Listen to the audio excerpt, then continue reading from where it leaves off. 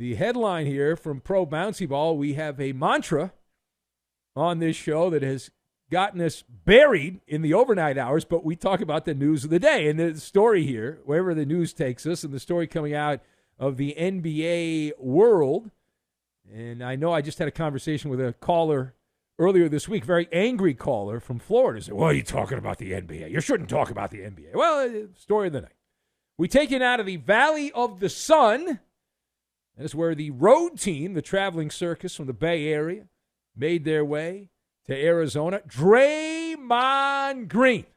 Draymond Green has done it again. My man Draymond. This guy's good for at least 3 or 4 Maller monologues a year, and here we are. Ta-da! Yeah. Now, if you didn't hear, or maybe you haven't been listening at all, or you haven't been paying attention, that's fine. Good for you, and now you're here.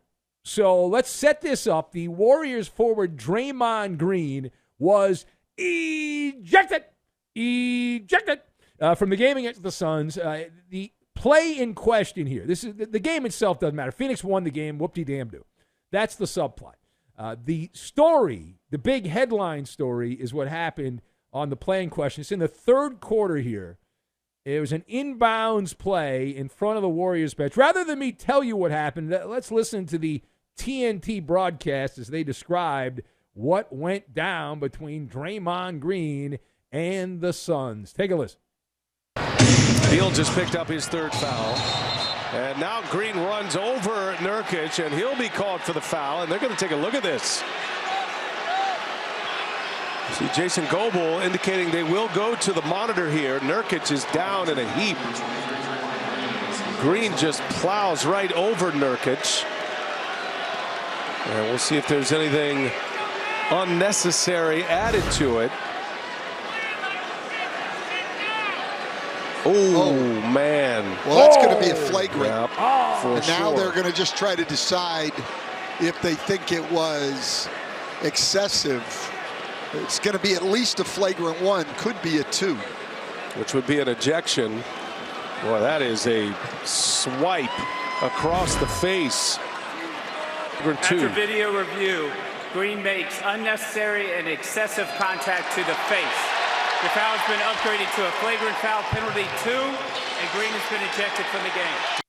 Na na na na na na na na. Hey, goodbye. So since it was a TV call, so they didn't really do a lot of description. Bad job by them. But for seemingly no reason, Draymond spun around like a whirling dervish and connected on a hard right to Nurkic's face. And as you heard, he was kicked out of the game. At the time Draymond was ejected, he had 2 points on 1 of 3 shooting, 2 rebounds, 2 assists, and 3 turnovers. Yeah. And a partridge in a pear tree. So let us discuss, and we'll hear from, why don't we hear from Draymond Green before we get into this? Here's Draymond Green and his side of the story. I'm sure he's going to admit he's bad, he's evil, he shouldn't have done it, and he shouldn't be suspended. But let's take a listen. He was pulling my hip, and I was swinging away to sell the call. Made contact with him. As you know, I'm not one to apologize for things I meant to do, but I do apologize to you, sir, because I didn't intend to hit him. I sell calls with my arms.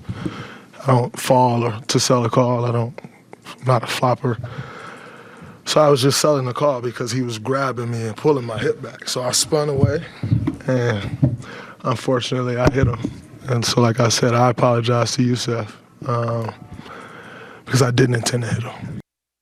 So he's really going, that's the buzzword there, intent. Now, I know this is not criminal law, but intent is a subjective state of mind that if you, I'll give you an example I heard years ago about intent. It's like if you are willfully providing help, aiding somebody in the commission of a crime, right? If there's somebody, your buddy, you drop your buddy off and he goes and robs a bank and he comes back in the car and you drive away, if you didn't know he was robbing the bank, that you had no intent of helping him out.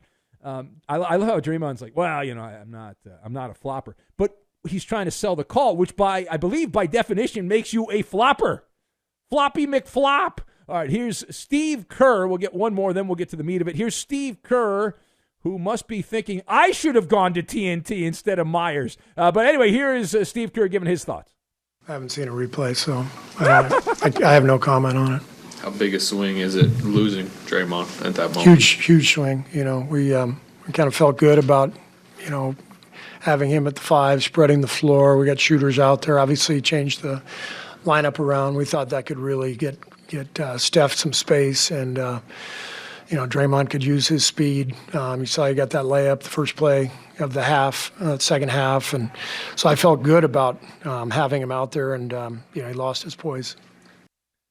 All right, so let's discuss again the question: what is your reaction to Draymond Green and his latest rhubarb? So I've got Ron Popeil, Modelo, and Flamethrower.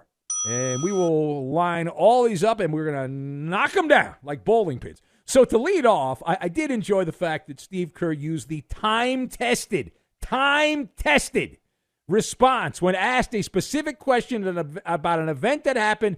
You say, I didn't see the tape. I have to go back and watch the tape. I have no knowledge of anything. Yeah. Vince Lombardi was the first coach ever to say that. Ever since then, every coach, I see the tape. I didn't see the play. I got to go back and watch the tape. And yeah. But Draymond Green, give him this. He is Mr. Consistent. You know what you're going to get. And in life, you don't often know what you're going to get. But this guy is programmed like Pavlov's dogs to throw hands. Rasheed Wallace said recently, we talked about this in the last couple of weeks, Rasheed Wallace said that he is responsible for Draymond Green. That when Draymond was a little boy in Michigan, he had buddies who were tight with the Pistons GM, and he hung around the Pistons when Rasheed Wallace was in that vintage of the Bad Boys Pistons, not as bad as the late 80s, early 90s Pistons, but the early 2000s version of the Pistons when they did win a championship. Now, Draymond has taken what he learned from Rasheed Wallace and said, I want to go further and further and further. Now, in this play in question, you've got to give credit to Draymond Green for chutzpah because he does a roundhouse hook to the face of Nurkić. He does it in front of the Golden State coach, Steve Kerr, who granted was looking the other way, but in a game that was on national television on TNT with at least 15 to 20 cameras in the building. Draymond Green is like the Showtime rotisserie of the NBA. As Ron Popeil, the late infomercial legend, said, set it and forget it. And so the Warriors have played 23 games. In 11 of the 23 games, almost half of the games Golden State has played, I saw this bounce around. The Warriors have played those games, 11 of the 23. Draymond Green has either been hurt, been suspended by the league, ejected, or out of the game for personal reasons. So he's been guilty of truancy about half the time. Now, furthermore, will Draymond Green be suspended by the NBA?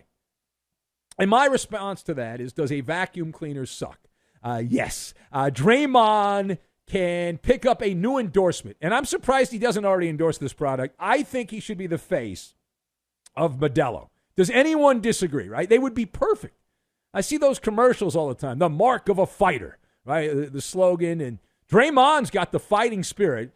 And this would, by the way, to tie into the Modelo, this would be Draymond's 6-pack of career suspensions. He's already been suspended 5 times. Most recently, you might remember a couple weeks back, Draymond was suspended without pay for grabbing the Wolves center Rudy Gobert within the first minute of the game around the neck, WWE style. You might also remember in Game 3 of the first round of the playoffs last year, Draymond Green got into it with Domantas Sabonis. He stomped on the chest of Sabonis, another wrestling move, got suspended for that. His Mona Lisa continues to be the 2016 NBA Finals.